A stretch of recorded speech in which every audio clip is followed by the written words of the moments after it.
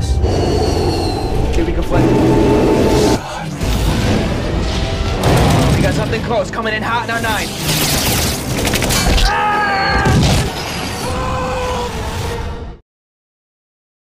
Hello दोस्तों, welcome back to the my channel. आज मैं आप लोगों के लिए एक बेहतरीन sci-fi time travel movie Flight World War की एक्सप्लेनेशन लेकर आया हूं। तो दोस्तों, अगर आपको ये वीडियो पसंद आती है तो हमारे चैनल को सब्सक्राइब करके बेल आइकन जरूर दबाएं ताकि आगे आने वाली वीडियोस की नोटिफिकेशन आपको तुरंत मिल जाए। तो चलिए दोस्तों, ज्यादा समय ना गुजारते हुए शुरू करते हैं आज के एक्सप्लेनेशन को। मूवी की शुरुआत एक फ्लाइट IA-42 से होती है जो कि यूएस से लंदन की ओर जा रहा था। इस फ्लाइट में 2 कैप्टन होते हैं, एक का नाम विलियम वहीं दूसरे का नाम डैनियल होता है, जो कि अब यूएस से लंदन की ओर निकल जाते हैं। वहीं अब विलियम को रेडियो पे खबर मिलती है कि आज का मौसम एकदम साफ है और ये लोग 6 घंटों के अंदर यूएस से लंदन पहुंच जाएंगे। और अब ये सभी लोग आगे बढ़ रहे थे, इस बात से अनजान कि आज इनके साथ कुछ खतरनाक घटने वाला है, क्योंकि अब देखते ही देखते अनजान कारण से फ्लाइट के सभी इलेक्ट्रॉनिक डिवाइसेस फेल होने लगते हैं और उनका रेडार भी ठीक से काम नहीं करता है। ये सब कुछ देख करके विलियम और डैनियल तुरंत ही बेस से कांटेक्ट करते हैं, पर वहां पे सभी का कहना होता है कि उनके प्लेन में कोई भी गड़बड़ी नहीं है, जिसकी वजह से विलियम और डैनियल को कुछ भी समझ में नहीं आता है। वहीं दूसरी तरफ हमें पैसेंजर्स को दिखाया जाता है जो कि ये सब कुछ देख करके काफी ज्यादा परेशान होने लगते हैं। तभी वहां पे एयर होस्टेज आती है और वो सभी को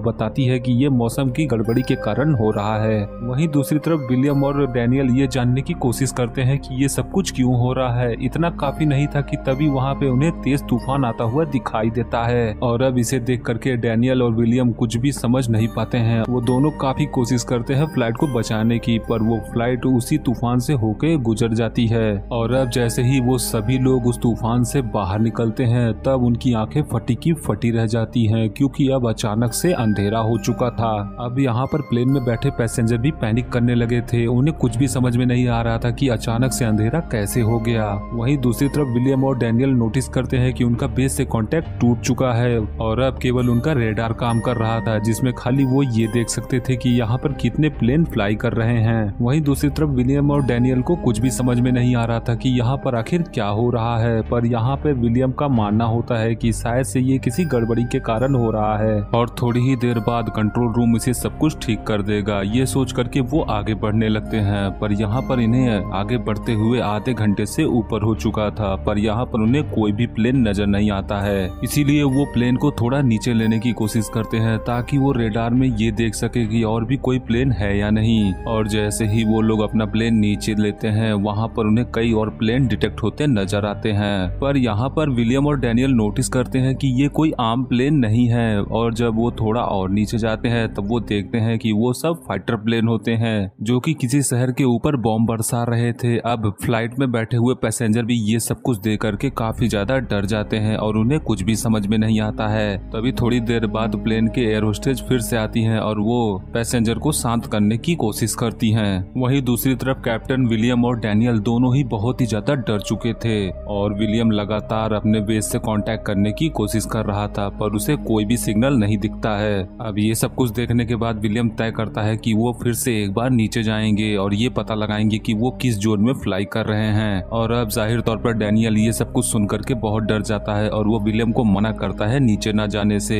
पर यहाँ पर विलियम का कहना होता है कि हमारे पास ज्यादा फ्यूल नहीं है और कुछ ही घंटों में फ्यूल खत्म हो जाएगा, इसीलिए हमारे पास इसके अलावा कोई और रास्ता नहीं है। अब ये सुन करके डैनियल इसके लिए मान जाता है। वहीं दूसरी तरफ हमें पैसेंजर्स को दिखाया जाता है जिनके बीच अब बहुत ही ज्यादा डर और गुस्सा भड़क चुका था, क्योंकि वो लोग उन्हें सच नहीं बता रहे थे। तभी वहाँ पर हमें उन्हीं 2 हिस्टोरियंस को दिखाया जाता है जिनका नाम डेल और बेनेट होता है, जो कि अपनी कैलकुलेशन लगा करके ये पता लगा लेते हैं कि उन्होंने जो कुछ भी अभी देखा वो आखिर क्या था। अब ये सब कुछ पता चलने के बाद वो तुरंत ही कैप्टन को बताने के लिए जाते हैं, पर फ्लाइट के क्रू मेंबर्स उसे कैप्टन के पास जाने नहीं देते हैं। इसीलिए वो जोर जोर से चिल्ला करके बताने लगता है कि हमने अभी अभी जो भी फाइटर प्लेन देखे वो 1945 से पहले बना करते थे और उन फाइटर प्लेन्स को हिटलर की सेना उड़ाती थी, यानी कि हमने अभी जो भी जंग देखी वो वर्ल्ड वॉर 2 है। अब जाहिर तौर पर कैप्टन कैप्टन विलियम ये सुन करके बहुत गुस्सा हो जाता है और उन्हें वहाँ जा करके बैठने के लिए बोलता है, पर वो लगातार बोले ही जा रहे थे क्योंकि हिस्टोरियंस का कहना होता है कि हम किसी तरह से टाइम ट्रेवल करके 1940 के समय में पहुंच चुके हैं और यहाँ पर वर्ल्ड वॉर चल रही है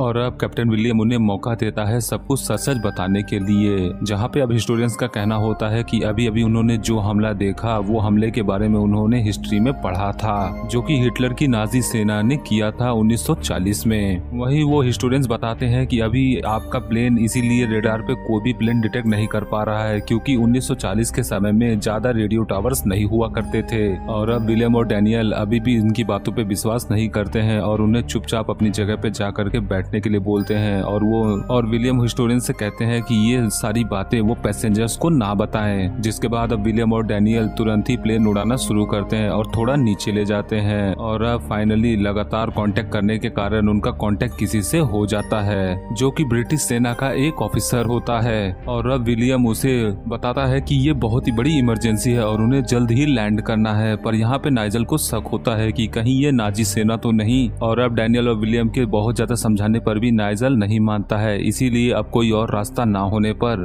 विलियम को उन्हीं दो हिस्टोरियंस की बात याद आती है और वो तुरंत ही नाइजल से आज की डेट पूछता है, जहाँ पे नाइजल का कहना होता है कि आज 17 जून 1940 है। और अब ये सुनने के बाद विलियम को पूरी तरह से यकीन हो जाता है कि उन दोनों हिस्टोरियंस की बात बिल्कुल सच है। जिसके बाद विलियम तुरंत ही उन्हीं दो हिस्टोरियंस को अपने पास बुला लेता है और अपनी टाइम ट्रेवल वाली पूरी कहानी नाइजल को बताता है। अब जाहिर तौर पर नाइजल ये सुनकर के बहुत ही ज्यादा चिंतित था और उसे इनकी बातें समझ में नहीं आ रही थी। तभी हिस्टोरियंस नाइजल को यकीन दिलाने के लिए हिस्ट्री की बुक से पास्ट में हुई एक घटना का विवरण देते हैं, जहाँ पे हिस्टोरियंस का कहना होता है कि कुछ ही मिनट बाद एक जहाज जिसका नाम लैंकेट एशिया है वो डूबने वाला है। अब यहाँ पे नाइजल बहुत ही ज्यादा डरा हुआ था कि इतना बड़ा जहाज आखिर कैसे डूब सकता है। और अब इनकी बातें सुनने के बाद नाइजल तुरंत ही अपने सीनियर के पास जाता है इस खबर की पुष्टि करने के लिए। वहीं दूसरी तरफ वो दोनों हिस्टोरियंस बताते हैं कि हम स्पेस टाइम में हुई किसी ग्लिच के कारण यहाँ पे पहुँच गए हैं, पर ये सब कुछ ज्यादा देर नहीं चलेगा क्योंकि हम इस रियलिटी से बिलोंग नहीं करते हैं और स्पेस टाइम अपने आप को सही जरूर करेगा और आने वाले समय में हमें फिर से वही तूफान नजर आएगा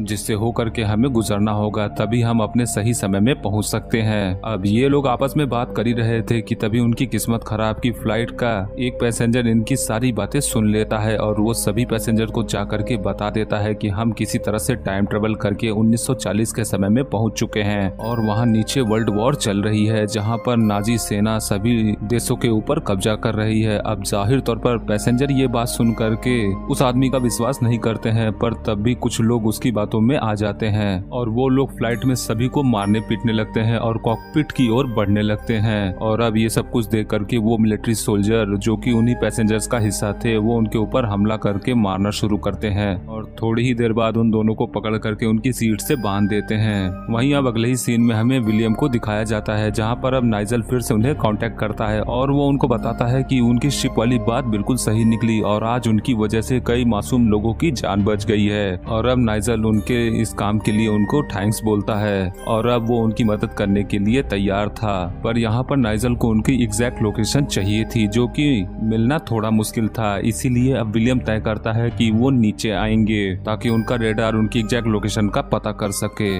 और अब हिस्टोरियन तुरंत ही कैलकुलेट करके उन्हें एक सुनसान लोकेशन का पता बताते हैं ताकि वो बिना खतरे के उनके रेडार में आ सके। और अब विलियम प्लेन को नीचे ले जाता है ताकि उनके रेडार में आ सके, पर यहाँ पर उनकी किस्मत खराब होती है क्योंकि अब ब्रिटिश आर्मी नहीं बल्कि नाजी सेना की नजर उनके ऊपर पड़ जाती है और अब नाजी सेना उनके ऊपर हमला करना शुरू कर देती है। अब ये सब कुछ देख करके पैसेंजर बहुत ही ज्यादा डर चुके थे, जहाँ पे नाजी सेना लगातार उनके ऊपर हमला करती ही जा रही थी। तभी वहाँ पर बैठे हुए हिस्टोरियंस अंदाजा लगाते हैं कि हम अभी 1940 के वक्त में है और यहाँ पर फाइटर प्लेन की उस समय में टेक्नोलॉजी काफी ज्यादा विकसित नहीं थी। इसीलिए विलियम इस बात का फायदा उठाता है और अपने प्लेन को अचानक से ही ऑफ करके लगातार नीचे ले जाने लगता है। अब ये देख करके नाजी सेना भी उसके पीछे जाती है और अब एंड मौके पे विलियम प्लेन के पावर को ऑन करके अचानक से ही ऊपर ले जाता है। अब इससे पहले कि नाजी सेना कुछ समझ पाती उनका कंट्रोल प्लेन से छूट जाता है और सीधे जमीन से टकरा जाते हैं और अब ये लोग सुरक्षित थे, पर यहाँ पर कैप्टन डैनियल को गोली लग चुकी थी। और अब विलियम तुरंत ही नाइजल से कांटेक्ट करता है और उन्हें बताता है कि डैनियल को गोली लग चुकी है और उसे जल्द ही उसकी मदद चाहिए। क्योंकि अब उनके फ्लाइट में केवल 1 घंटे का फ्यूल और बचा होता है। पर तभी वहाँ पर 2 और फाइटर प्लेन आ जाते हैं जो कि अब मिसाइल से उनके ऊपर हमला कर देते हैं और अब इस हमले में प्लेन का एक हिस्सा तबाह हो जाता है और प्लेन में कुछ लोग घायल हो जाते हैं और अब इस हमले के कारण प्लेन का बैलेंस बिगड़ चुका था।